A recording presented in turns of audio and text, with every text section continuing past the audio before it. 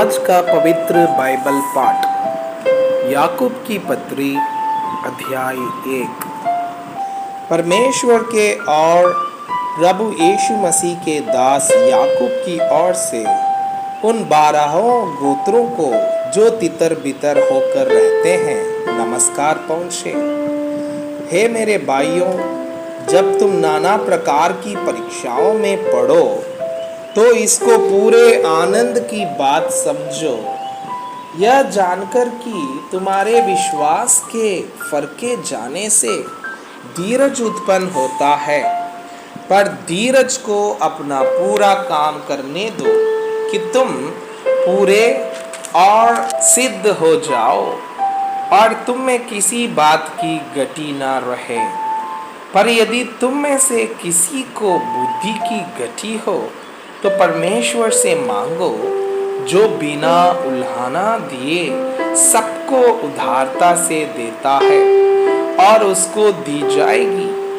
पर विश्वास से मांगो और कुछ संदेह न करे, क्योंकि संदेह करने वाला समुद्र की लहर के समान है, जो हवा से बहती और उछलती है। ऐसा मनुष्य यह न समझे कि मुझे प्रभु से कुछ मिलेगा।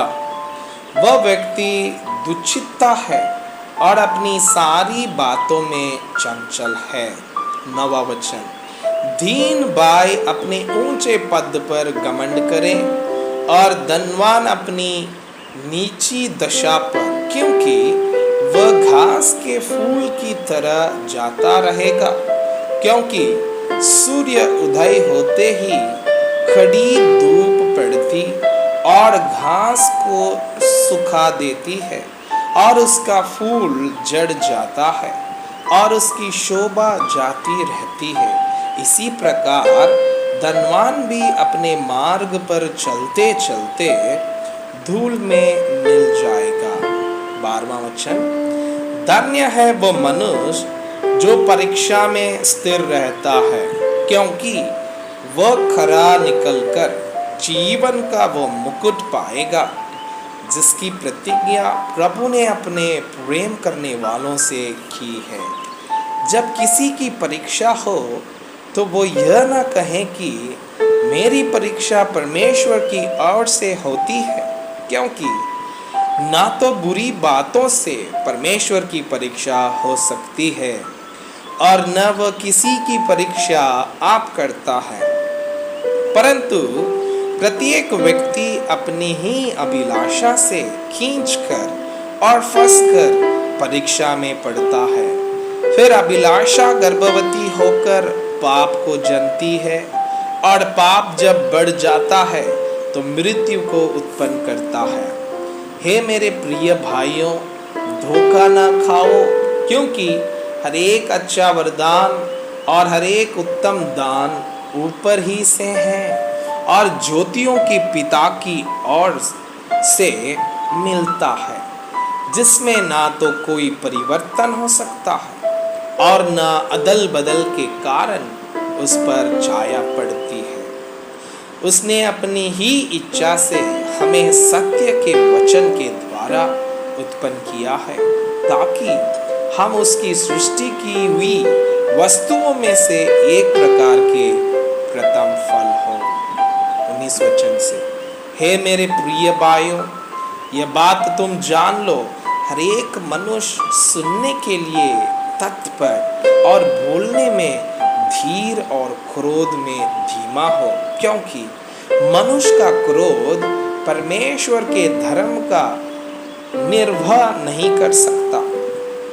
इसलिए सारी मलिनता और भैरभाव की बढ़ती को दूर करके उस वचन को नम्रता से ग्रहण कर लो, जो हृदय में बोया गया और जो तुम्हारे प्राणों का उद्धार कर सकता है।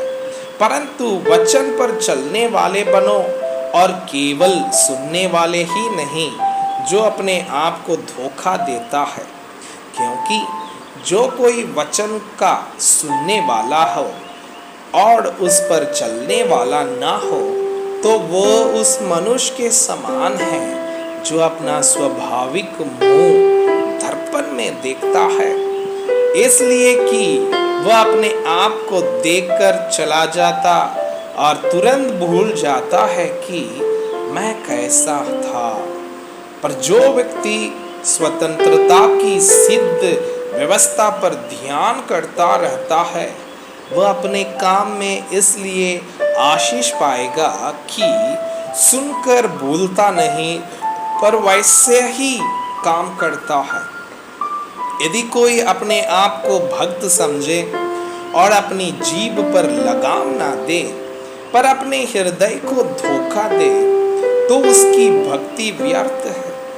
हमारे परमेश्वर और पिता के निकट शुद्ध और निर्मल भक्ति यह है कि अनाथों और विधवाओं को क्लेश से उनकी शुद्धि ले और अपने आप को संसार से निष्कलंक रखे।